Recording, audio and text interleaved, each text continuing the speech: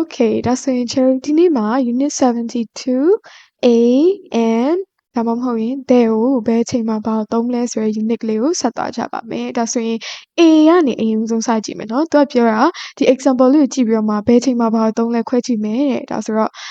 I had a sandwich and an apple for lunch. The sandwich wasn't very good, but the apple was nice. ဒါဆိုရင်ဒီဟာကို example အနေနဲ့ကြည့်ရင်ဘယ်အချိန်မှာ A သုံးတယ် there သုံးတယ်ကွဲသွားလိမ့်မယ်ငါမှာငါက sandwich ရဲ့ပြီးတော့ပန်းသီးတစ်လုံးရဲ့ကိုနေ့လည်စာအတွက်စားခဲ့တယ်တဲ့အောက်မှာကျတော့ဒီစားခဲ့တဲ့ပန်းသီးဒီစားခဲ့တဲ့ sandwich သူတို့ကိုပြန်ရင်ညွှန်းပြီးပြောမှာသိပြီးသားပဲငါစားခဲ့တဲ့ဟာเนาะအဲ့ဒါကိုပြန်ရင်ညွှန်းပြီးပြောတာဆိုတော့ the sandwich ဆိုပြီးတော့ there ကိုပြန်သုံးတယ်တိကျတယ်เนาะတစ်ခုခုကိုသိပြီးသားကိုပြန်ရင်ညွှန်းပြီးပြောရဲဆိုရင် there ကိုသုံးပါတယ်ပထမဆုံးချိန်ပြောရဲဆိုရင်ကျတော့ A ကိုသုံးပါတယ်เนาะဒါဆိုတော့သူကပြန်ပြောတယ် the sandwich wasn't very good เนาะ sandwich ကအရင်မကောင်းဘူးဒါပေမဲ့เนาะ the apple was nice ဒါဆိုပန်းသီးကတော့ကောင်းတယ်ပေါ့ဒီမှာတော့ပြန်ပြီးတော့ explanation ကိုရှင်းပြထားတာ Joe says a sandwich and an apple because this is the first time he talks about them ပထမဆုံးအချိန် sandwich တို့ apple တို့အကြောင်းပြောတဲ့အတွက် A တို့ N တို့နဲ့သုံးပြရတကယ်လို့များနောက်မှပြောတယ် Joe now says the sandwich the apple because we know which sandwich and which apple he means the sandwich and the apple he had for lunch နော်ဆိုအခုဘာဖြစ်လို့ तू က the sandwich the apple လို့ပြောရလဲဆိုရင် तू ကနော် तू စားခဲ့တဲ့နော်နေ့လည်စာအဖြစ်စားခဲ့တဲ့နော်အပေါ်မှာပြောခဲ့ sandwich နဲ့ apple ကိုပြန်ရည်ညွှန်းပြီးတော့မှပြောတာမလို့သိပြီးသားမလို့ there ကိုသုံးတာပါတဲ့ဒါဆိုရင်အောက်က example နှစ်ကြောင်းကိုဆက်ကြည့်ပြီးတော့မှเนาะ A နဲ့ then နဲ့ကိုထပ်ပြီးတော့ကွဲပြားအောင် example လေးနဲ့ကြည့်ရအောင် A man and a woman were sitting opposite me the man was American but I think the woman was British ဆိုတော့လူတစ်ယောက်နဲ့အမျိုးသမီးတစ်ယောက်ကเนาะငါရဲ့မျက်နှာချင်းဆိုင်မှာထိုင်နေရပေါ့နော်သူတို့ကသူပြန်ညွှန်းပြီးပြောပြီးဒီထိုင်နေတဲ့လူကကြတော့ American လူမျိုးဖြစ်ပြီးတော့ထိုင်နေတဲ့အမျိုးသမီးကကြတော့ British လူမျိုးဖြစ်တယ်တဲ့ဆိုတော့သူနဲ့မျက်နှာချင်းဆိုင်ထိုင်နေတဲ့နော်ယောက်ျားနဲ့မိန်းမကိုပဲပြန်ညွှန်းပြီးပြောတာဖြစ်တဲ့အတွက် the man the woman လို့ပြန်ပြီးပြောလိုက်တာเนาะနောက်မှာ Now when we were on holiday we stayed at a hotel ငါတို့เนาะအားလည်းရဲ့တုန်းကဒီမှာ hotel hotel မှာတဲခဲ့ကြတယ်ပထမဆုံးချိန်ပြောရဲဆိုတော့ a hotel ပေါ့ sometimes we ate at the hotel and sometimes we went to a restaurant ဒီမှာじゃတခါလေကြာလို့ရှိရင်ငါတို့ hotel မှာပဲစားတယ်ဒီမှာသူတို့တဲတဲ့ hotel လို့ပြောချင်တာပြောပြီးသားဖြစ်တဲ့အတွက် တိကျသွားပြီ the hotel and sometimes we went to a restaurant เนาะဒါကကြတော့အစ်စ်ကိုပြန်ခေါ်တာဆိုတော့စားတော့ဆိုင်တစ်ခုခုမှသွားစားရဲဒါကမသိသေးတဲ့ဟာဆိုတော့ a restaurant လို့သုံးတယ်ဒါဆိုလို့ရှိရင်ကျတို့ A and ဒါမှမဟုတ်ရင် there ကိုဘယ်ချိန်မှာပါသုံးလဲကိုယ်ပြသိပါပြီเนาะပထမဆုံးချိန်ပြောရဆိုရင် A ဒါမှမဟုတ် N ကိုသုံးမယ်ဒါမှမဟုတ်ရင်ကျတို့ပြောပြီးသားကိုပဲပြန်ပြီးပြောတယ်သိပြီးသားဆိုရင် there ကိုသုံးမယ်နောက်တစ်ခု B ကိုဆက်ကြည့်အောင်เนาะ B မှာကျတော့ we use there when we are thinking of a specific thing နဲ့ဆိုတော့ကျတို့ there ကိုဘယ်မှာသုံးလို့ရသေးလဲဆိုလို့ရှိရင်တစ်ခုခုတိတိကျကျရည်ညွှန်းပြီးပြောတဲ့အခါမှာသုံးလို့ရတယ်So I'll get example လေးကြည့်မယ်နော် Tim sat down on a chair Tim ကထိုင်ကုန်တစ်ခုပေါ်မှာထိုင်လိုက်တယ် maybe one of many chairs in the room နဲ့เนาะဒါပထမဆုံးချိန်ပြောတာအခန်းထဲမှာရှိတဲ့ထိုင်ကုန်တွေအများကြီးတစ်ခုညွှန်းပြီးပြောတာဖြစ်မယ်ပေါ့နောက်တော့အောက်ကစာကြောင်းက Tim sat down on the chair nearest the door a specific chair เนาะ the chair nearest the door ဆိုတာကเนาะဒီမှာတကားပေါက်နဲ့အနီးဆုံးထိုင်ကုန်လို့ပြောလိုက်တာအဲ့တော့တကားပေါက်နဲ့အနီးဆုံးထိုင်ကုန်ဆိုတာတိကျသွားပြီ specific ဖြစ်တယ်အားကြောင့်မလို့ chair ကဒီမှာ the chair လို့သုံးတာ the chair okay now အောက်ကတစ်ခု do you have a car မိမကားရှိလားဘယ်လိုကားလဲကို specific ဖြစ်အောင်မပြောဘူး I cleaned the car yesterdayကျတော့သူ့ရဲ့ကိုယ်ပိုင်ကားဆိုတာကိုပြန်ပြောလိုက်ပြီเนาะရှိရပေါ့နော် I cleaned the car yesterday ငါမနေ့တုန်းကကားကိုတက်ရှင်းလုပ်ခဲ့တယ်ဒါက the car ဆိုတာသူ့ရဲ့ကားကိုပြောတာဖြစ်တဲ့အတွက်ဒီမှာ there တိကျသွား Okay เนาะနောက်တစ်ခုကကျတော့ we use a or an when we say what kind of thing or person we mean နော်ဘယ်ချိန်မှာသုံးသင့်လဲကျတို့အမျိုးအစားတွေ what kind what type နော်အဲ့လိုမျိုးပစ္စည်းတွေရဲ့အမျိုးအစားပဲဖြစ်ဖြစ်လူကိုဘယ်လိုလူမျိုးလဲဆိုတာပဲဖြစ်ဖြစ်ပြောချင်လို့ရှိရင် A ဒါမှမဟုတ် N ကိုသုံးလေးရှိပါတယ် example လေးနဲ့ကြည့်ရမယ် we stay at a very cheap hotel ဒါကကြောင့်အရာဝတ္ထုနဲ့ပတ်သက်ပြီးပြောတာနော် hotel ဘယ်လို hotel လဲ a very cheap hotel အရန်ကိုဈေးသက်သာတဲ့ hotel မှာငါတို့တဲခဲ့တယ်ဒါကသူ့ရဲ့ဘယ်လိုအမျိုးအစားလဲရန်စီသက်တာရဲဆိုအမျိုးအစားပြောတော့ A နဲ့တုံးတယ်နောက်တစ်ခု the hotel where we stay was very cheap နော်ဒီမှာ the hotel တခုတည်းကိုမပြောထားအောင်နော်ဒီမှာ the hotel ဆိုတာငါတို့နေခဲ့တဲ့ hotel လို့ပြောတာဖြစ်တဲ့အတွက်တိကျသွားပြီအဲ့ဒါကြောင့်မလို့ခြေတော့ the hotel လို့တုံးတာ the hotel where we stayed was very cheap ငါတို့တဲခဲ့တဲ့ hotel ကအရန်ဈေးသက်သာရဲโอเคเนาะဒါဆိုရင် B မှာကျတော့ကျတို့တိတိကျကျတစ်ခုခုကိုပြောချင်လဲဆိုလို့ရှိရင် there ကိုသုံးတယ်နောက်ပြီးရင်ဘလို့အမျိုးအစားလဲပစ္စည်းကပဲဖြစ်ဖြစ်လူကပဲဖြစ်ဖြစ်ရည်ညွှန်းပြီးပြောချင်တဲ့ခါကျရင် A ကိုသုံးတယ်เนาะ Okay ဒါဆိုရင် C ကိုဆက်သွားမယ် C မှာကျတော့ we use there when it's clear which thing or person we mean Okay ဆိုတော့ Cheru က there ကိုဘယ်ချိန်မှာသုံးလို့ရသေးလဲဆိုလို့ရှိရင် Cheru ပြောချင်တဲ့လူဒါမှမဟုတ်အရာဝတ္ထုဒီအရန်ကိုရှင်းလင်းတယ်เนาะ For example ဘယ်လိုမျိုးပြောရလဲဆိုရင် in a room we talk about the light the floor the ceiling the door the carpet etc เนาะတကယ်လို့အခန်းတစ်ခန်းထဲမှာရှိတဲ့ပစ္စည်းတွေကိုပြောချင်တယ်ဆိုလို့ရှိရင်ဒီထိုင်ကုန်ဒီစပွဲဒီမီအဲ့လိုမျိုး there ကိုပဲသုံးပြီးပြောမယ်ဒါက Cheru သိပြီးသားဖြစ်တယ်ဘာကိုကဘာပြောနေရလဲဆိုတော့နားထောင်နေသူကရှင်းတယ်အဲ့အကြောင်းမလို့ there ကိုသုံးတာOkay ဒီမှာ example ထပ်ပေးထားတယ် Can you turn off the light please နော်မီးလေးပိတ်ပေးလို့ရမလားကိုနဲ့အတူတူရှိနေသူကိုစကားပြောနေတာဖြစ်တဲ့အတွက် तू ကလည်းအခန်းထဲမှာရှိနေဘယ်မီးကိုပိတ်ရမလဲ तू သိတယ်အဲ့လိုမျိုးသိတာတဲ့ဟာကြီးဆိုလို့ရှိရင်တဲ့ကိုသုံးမယ်အောက်ကတခု I took a taxi to the station နော်ငါဘူရာယုံကိုတက္ကစီစီးသွားမယ်ဒီဘူရာယုံဒီသူကတိပြီးသားဘယ်ဘူရာယုံလဲဆိုတာကို the station in the town เนาะဒီမြို့မှာရှိတဲ့ဘူရာယုံပဲရှိတာအဲ့တော့အဲ့ကိုတက္ကစီစီးသွားမယ်ဆိုတာတိကျရဲ့ကိုပြောရအောင်တခြားသူကဘယ်ဘူရာယုံလဲဆိုတာတိတဲ့အခြေအနေမို့လို့တဲ့ကိုသုံးတာ Okay နောက်တစ်ခု in a shop ဆိုင်ထဲမှာဆိုရင် I would like to speak to the manager please ဒီဆိုင်က manager နဲ့ငါစကားပြောချင်တယ်လို့ပြောတာเนาะဒီမှာက manager ဘယ်ဆိုင်မှမဟုတ်ဘူးကိုရောက်နေတဲ့ဆိုင်မို့လို့တိကျတယ်ပြောတာရှင်းတယ်ဆိုတော့တိပြီးသား they ကိုပဲသုံးမယ်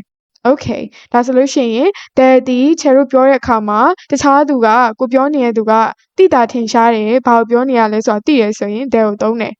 နောက်တစ်ခုကကျ we also say go to the bank the post office နော်တခုတနေရာကိုသွားတယ်ဆိုလို့ရှိရင် the bank the post office လည်းနဲ့သုံးပေးပါတယ်တဲ့ဒီမှာ example ပေးထား I have to go to the bank and then I'm going to the post office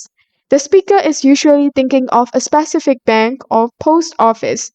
နော်ဒီမှာကသူကငါဘဏ်ကိုသွားမယ်ပြီးရင်ငါ post office စာတိုက်ရုံကိုသွားမယ်လို့ပြောရသည်သူပြောတဲ့နေရာကိုသူသိနေရဲ့အဲအကြောင်းမလို့ they နဲ့သုံးတာနော်ကိုရိုင်းကိုပြောမယ့်နေရာသိနေရဆိုလို့ရှိရင် they နဲ့သုံးလို့ရတယ် Okay ဒါဆိုလို့ရှိရင်အောက်ကဟာ and go to the doctor the dentist ဒီမှာလည်းအတူတူပဲနော် Claire isn't well she's gone to the doctor Claire ကနေလို့မကောင်းဘူးအဲအကြောင်းမလို့သူဆရာဝန်သွားပြရတယ်တဲ့ပြောချင်တာ the doctor တို့ပြီးတော့အောက်က I don't like going to the dentist ငါသွားဆရာဝန်စီသွားတာမကြိုက်ဘူး the dentist တို့အဲ့ဒီသူတို့သိပြီးသားပဲဆရာဝန်သွားတယ်ဘယ်ဟိုသွားတယ်ဆိုတာတိတိကျပြောတာဖြစ်တဲ့အတွက်သိပြီးသားဖြစ်တဲ့အတွက် they ကိုသုံးတာOkay เนาะဒါဆိုရင်အောက်က they နဲ့ a နဲ့ compare လုပ်ဖို့အတွက် example လေးဆက်ကြည့်ရအောင် I have to go to the bank today is there a bank near here เนาะငါဒီနေ့ဘဏ်ကိုသွားရမယ်ဒီနားမှာအနီးနားမှာဘဏ်ရှိလားဒီမှာကဘဏ်ကိုသွားရမယ်ဆိုတာသွားမယ်ဘဏ်ကိုသူပြောတာဖြစ်တဲ့အတွက်သိပြီးသားမလို့ there လို့သုံးတာနောက်ပြီးရင်ဒီနားမှာဘဏ်ရှိလားဆိုတာဒီနားဘဏ်ကိုကြာ तू မသိဘူးအဲကြောင့်မလို့ is there a bank လို့သုံးတာOkay I don't like going to the dentist my sister is a dentist ဆိုတော့ငါ going to the dentist သွားဆရာဝန်ရှိသွားတာမကြိုက်ဘူးသွားဆရာဝန်ဆိုတာဘယ်လိုလဲဆိုတာ तू သိပြီသားနောက်ပြီးရင် my sister is a dentist တဲ့ငါရဲ့အမကကြတော့သွားဆရာဝန်တယောက်ဖြစ်တယ်သူ့အလုပ်ကံပြောမလို့ A နဲ့သုံးတယ် Okay ဒါဆိုရင်ဒီကိုဆက်ကြည့်မယ်နော် we say once a week 3 times a day 1.50 kilo etc တဲ့ဒါကြတော့အလေးချိန်တွေပဲဖြစ်ဖြစ်နေ့ရက်တွေပဲဖြစ်ဖြစ်နော်အဲ့လိုမျိုးတွေဖော်ပြတဲ့အခါမှာ A နဲ့သုံးတာကိုပြောတာ I go to the cinema about once a month how much are those potatoes 1.5 pounds a kilo or Helen works 8 hours a day 6 days a week ဆိုတော့အဲ့လိုမျိုးအလေးချိန်နေနော်ဒါမှမဟုတ်ရက်သက်တစ်ပတ် ဒါမှမဟုတ်လို့ရှိရင်နေ့အချိန်ရေအတွက်တွေကိုပြောတဲ့အခါကြလို့ရှိရင်ချေတို့ A နဲ့ပဲသုံးပါတယ်ဒါဆိုရင်ဒီ A ရဲ့ N ရဲ့ They ရဲ့သူတို့ကိုဘယ်အချိန်မှာဘာသုံးရမလဲဆိုတော့ရှင်းသွားပြီလို့ချက်ထင်ပါတယ်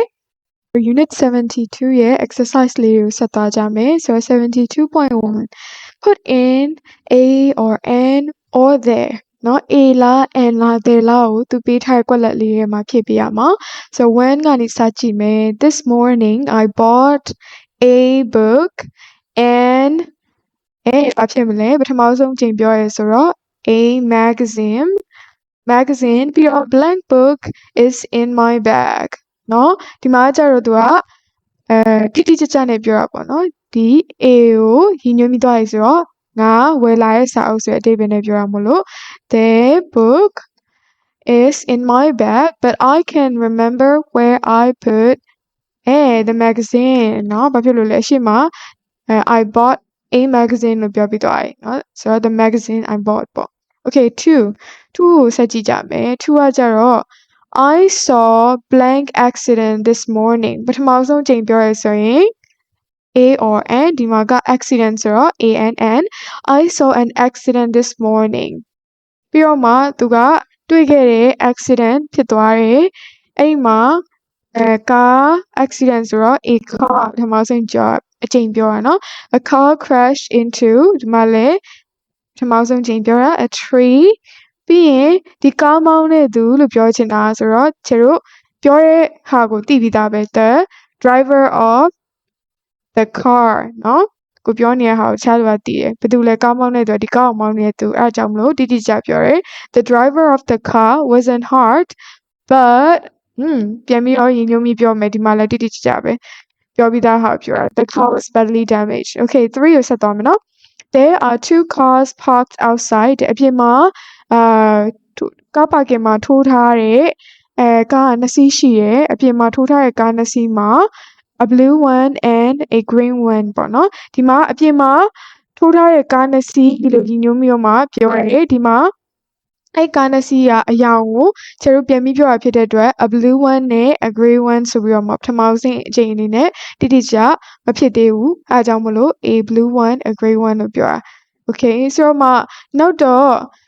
တိသွားပြီအယောင်တိသွားပြီဆိုတော့ပြန်ပြောတဲ့အတွက် the blue one belongs to my neighbors I don't know who ဒီမှာလည်းပိုင်ရှင်ဒီကားရဲ့ပိုင်ရှင်ဆိုတော့ချေပြောနေတဲ့ကားပဲဆိုတော့တိပြီးသားဆိုတော့ the owner of the ဒီမှာလည်းတဲ့ပဲเนาะပြောပြီးသားဆို the grey one is okay ဆိုတော့ဒီမှာပထမဆုံးချိန်ပြောရင် a အနောက်ကနေပြန်ပြီးပြောရင် the လွယ်လွယ်လေးပဲ 4 my friends live in ဒီမှာပထမဆုံးချိန်ပြောရဆိုတော့ an old house in ဒီမှာလည်းပထမဆုံးချိန်ပဲ a small village there isเนาะဒီမှာလည်းပထမဆုံးချိန်ပြောတာ a beautiful garden behind ကိုပြောနေတဲ့အိမ်ဆိုတော့အိမ်ကအရှိမပြောပြီးသွားပြီ old house ဆိုတာဆိုတော့ the behind the house เนาะ there is a beautiful garden behind the house ပြောပြီးသားအိမ်ကိုပြန်ပြောတာမလို့ I would like to have နော်ဒီမှာငါလည်းအဲ့လိုမျိုး garden လေးတစ်ခုရှိချင်လိုက်တာလို့ပြောတာနောက်တစ်ခုလို့ဒီမှာအဓိပ္ပာယ်ရဆိုတော့ a garden like that okay ဒါဆိုလို့ရှိရင် 72.1 ရှင်းလေးပဲလွယ်လွယ်လေးပဲ 72.2 သူက put ဒီမှာလဲ a လား n လား d လားဖြည့်ပေးရုံပဲဆိုတော့တူဖြည့်ကြည့်မယ်သူက1ကနေစမယ်1မှာ this house is very nice တဲ့ဒီအိမ်ကအရင်ကောင်းတယ်ဆိုတော့ does it have ဒီမှာပထမဆုံးချိန်ပြောတာဖြစ်လို့ a garden เนาะဥယျာဉ်တစ်ခုရှိလားတစ်ခုဆိုတဲ့အဓိပ္ပာယ်ဒီမှာကျတော့ it's a beautiful day တာယာရဲ့နေ့လေးတစ်နေ့ပဲ let's sit in ဒီမှာကျတော့ the garden เนาะ let's sit in the garden ဖြစ်ရမှာเนาะဒီဥယျာဉ်ထဲမှာသွားထိုင်ရအောင်ကိုပြောနေတဲ့လူကဘယ် garden လဲဆိုတော့တည့်ရဲ့အခြေအနေမလို့နော်တယ်ကိုသုံးတာစီမာကျတော့ I like living in this house ဒီအိမ်မှာနေရငါကြိုက်တယ် it's a shame နော်that ဘာဖြစ်တာလဲဆိုလို့ရှိရင်အနောက်မှာ blank garden is so small တဲ့နော်ဒီဥယျာဉ်ကအရန်သေးနေရစိတ်မကောင်းစရာပဲနော်မကောင်းတဲ့အချက်ပဲပေါ့ဆိုတော့ဒီမှာ the garden ပြရမှာဘာဖြစ်လို့လဲsmall garden နော်တင်းငယ်တဲ့ garden ကိုပြန်ယူမိပြောလို့ နော် the garden ကိုပြန်ညွှန်းပြီးပြောရမလို့ the garden ဖြစ်ရမှာပုံမှာပြောပြီးသွားပြီနောက်တစ်ခု two မှာ can you recommend blank good restaurant မင်းနဲ့နော်ကောင်းတဲ့ restaurant တစ်ခုကိုညွှန်းပေးလို့ရမလားငါ့ကိုပြပေးလို့ရမလားနော်ဆိုတော့ဒီမှာညွှန်းပေးလို့ရမလားဆိုတော့ a good restaurant ဖြစ်ရမှာနော်တစ်ခုလာလို့ဆိုပြောချင်တယ်ဒီမှာကျတော့ we had dinner in ဒီမှာဘယ်လိုဖြစ်သွားမလဲ in a very nice restaurant မတေချာသေးဘူးပြောတာလေဆိုတော့ငါတို့เนาะအရန်ကောင်းတဲ့စားသောက်ဆိုင်တစ်ခုမှာညစာစားခဲ့ကြတယ်စီမကျ we had dinner in blank best restaurant in town မြို့ထဲမှာအကောင်းဆုံးစားသောက်ဆိုင်ဒါဆိုရင်ဒါတိပြီးသားเนาะဒါပြီးတော့အကောင်းဆုံးလို့ပြောရဖြစ်တဲ့အတွက် the best restaurant okay เนาะဒါကဟုတ်ပြီ3ကိုဆက်သွားမယ် 3A မှာကျတော့ what's blank name of that man we met yesterday ငါတို့မနေ့ကတွေ့ခဲ့တဲ့လူရဲ့နာမည်ကဘာလဲတဲ့ဒီမှာကမနေ့ကတွေ့ခဲ့တဲ့လူဆိုပြီးညွှန်းပြီးပြောရယ် name of the man we met yesterday ဒါဆိုရင်တိကျတဲ့အတွက် what's the name ဆိုပြီးဖြစ်မှာเนาะ the name okay နောက်တစ်ခုကကြတော့ we stay at a very nice hotel I can remember the name เนาะအဲ့ဒီ hotel ရဲ့ name ကိုပဲပြင်ညွှန်းဖြစ်တာပြောတာဖြစ်တဲ့အတွက် the name နောက်တစ်ခု my neighbor has ဒီမှာကျတော့a French name เนาะပြင်သစ်နာမည်တစ်ခုရှိတယ် but in fact she's English not French သူမကအင်္ဂလိပ်လူမျိုး French လူမျိုးပြင်သစ်လူမျိုးမဟုတ်ဘူးတဲ့ okay နောက်တစ်ခု 4A မှာ did Paula get blank job she applying for သူမ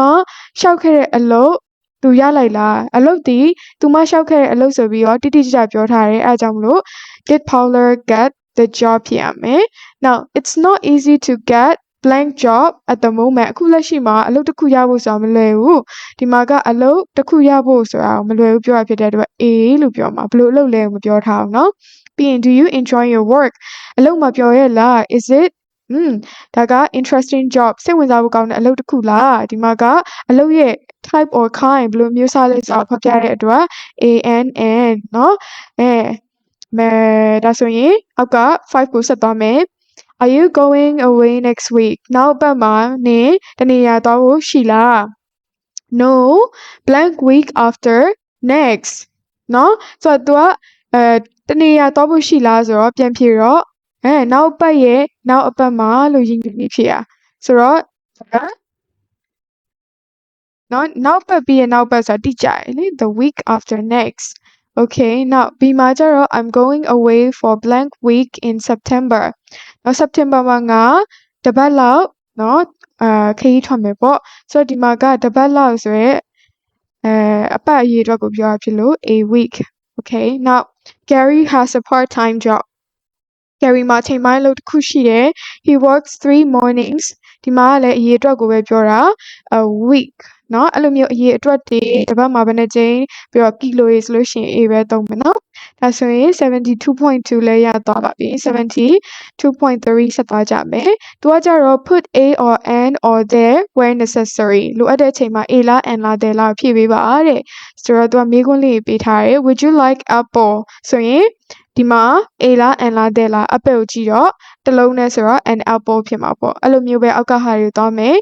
2မှာ how often do you go to dentist ဒီမှာကျတော့ the dentist ဖြစ်ရမှာလीเนาะသွားနေကြနေရဒါမှမဟုတ်တည်ပြီးသားဟာတွေဆိုလို့ရှိရင် there ကိုသုံးမယ်အဲဆိုလို့ရှိရင်ကျတော့ဘယ်လိုပြောင်းသွားမလဲဒီမှာ how often do you go to the dentist okay နောက်တစ်ခု can you close door please ဒါဆိုလို့ရှိရင်ဒီမှာက door ကကျတော့ကိုနဲ့အတူတူရှိနေတဲ့သူကိုပဲเนาะပြောတာဆိုတော့တည်ပြီးသားဟာပြောတာဖြစ်လို့ can you close the door please ဖြစ်ရမှာเนาะ okay နောက်တစ်ခု I have problem နဲ့ I need your help ဒီမှာ problem ဆိုတာကတစ်ခုကိုပဲပြောတာလေเนาะငါမှာပြဿနာတစ်ခုရှိရဆိုတော့ I have a problem I need your help လို့ပြောမယ် okay နောက်တစ်ခု 5 how far is it from here to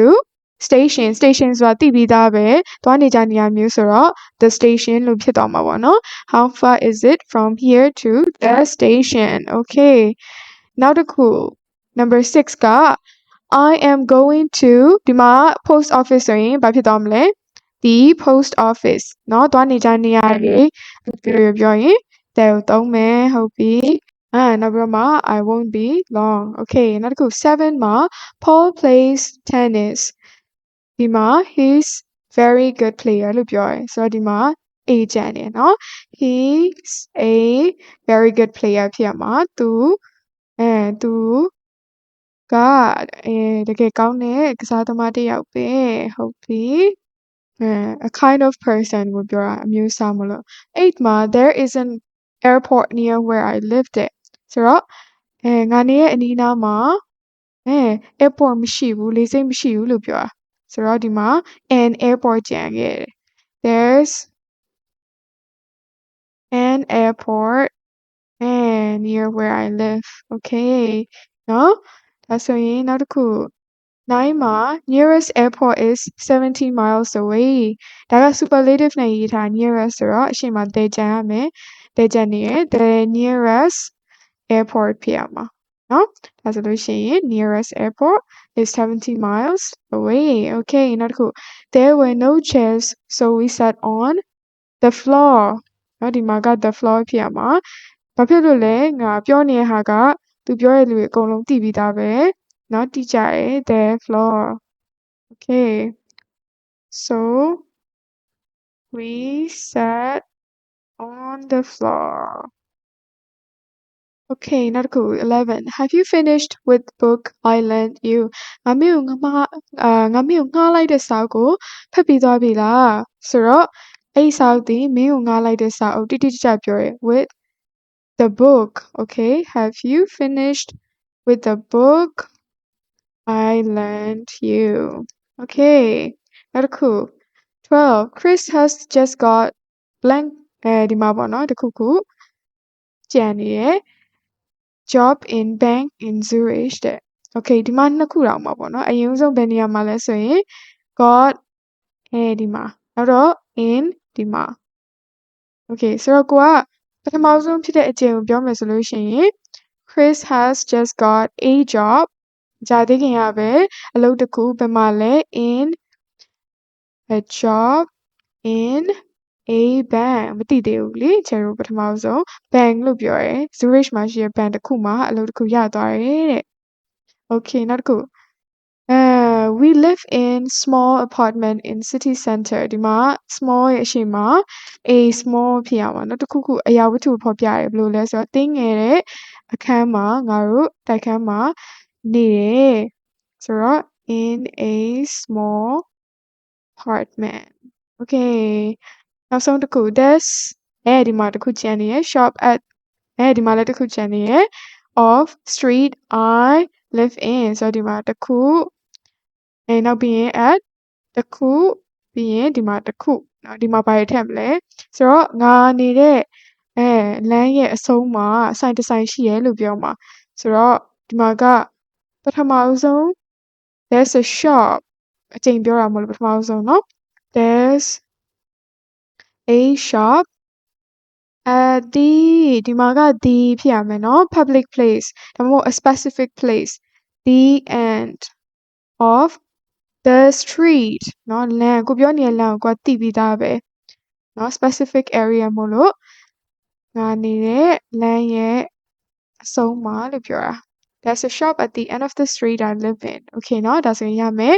ဒါဆို Cherry 72.4 ဆက်သွားကြမယ်သူကကြောင့်မေးခွန်းတွေကိုဖြေခိုင်းတာ Answer these questions where possible use once a week 3 times a day etc တဲ့เนาะတစ်ပတ်မှာတစ်ချိန်တို့ပြီးရင်တစ်နေ့မှာ3ချိန်တော့အဲ့လိုမျိုး frequency နဲ့ပတ်သက်တာလေးထည့်ပေးပါတယ်ဒီမှာဆိုရင်တစ်ပတ်မှာတစ်ချိန်ပဲဖြစ်ဖြစ်တ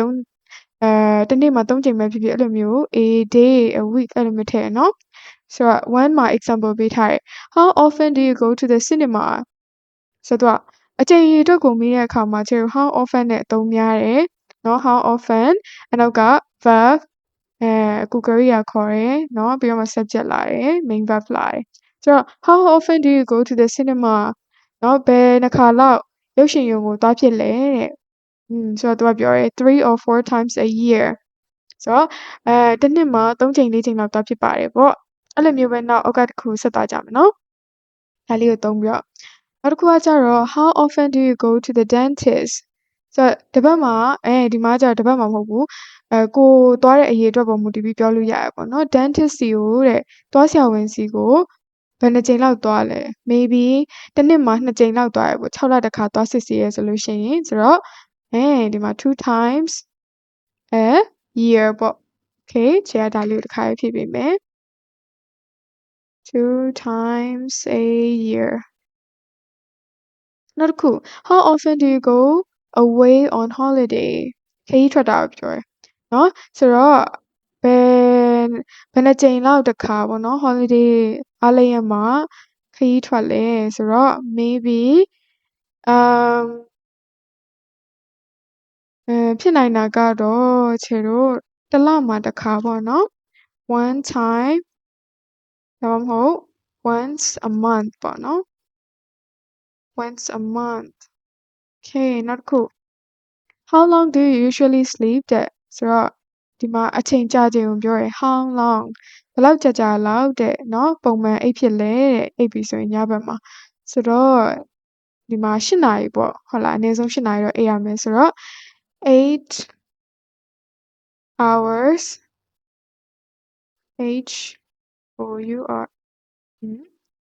hours a night ဒီမှာကတစ်ညကို8နာရီเนาะအဲဒါကြောင့်မို့8 hours a night နောက်တစ်ခု how often do you go out in the evening ညနေပိုင်းဆိုရင်အပြင်ဘယ်လောက်ထွက်လေရှိလဲတဲ့ဥပမာတစ်ပတ်မှာ3ချိန်လောက်ဆိုရင်3 times a week 3ချိန်လောက်အပြင်ထွက်တယ်ညနေပိုင်းနေဆိုလို့ရှိရင်how many hours of TV do you watch on average တဲ့ပြင်းပြအားဖြင့် TV ကိုဘယ်နှစ်နာရီလောက်ကြည့်ဖြစ်လဲတဲ့ TV ကတော့ချက်ဆိုလို့ရှိရင်တော့အရင်မကြည့်ဘူးပေါ့နော် maybe 1 or 2 hours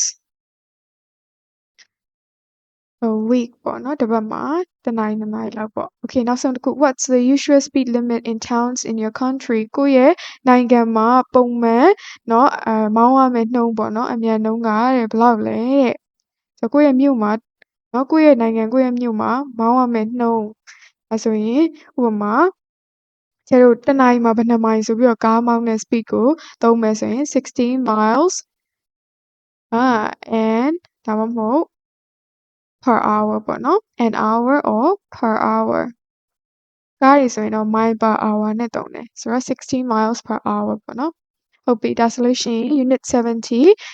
2.1 ကနေ 2.4 ထိရမယ်ထင်ပါတယ်အဲဆိုကျတော့ဒီသင်ခန်းစာလေးမှာ A ရယ် N ရယ် D ရယ်ကိုဘယ်ချိန်မှာသုံးရမလဲ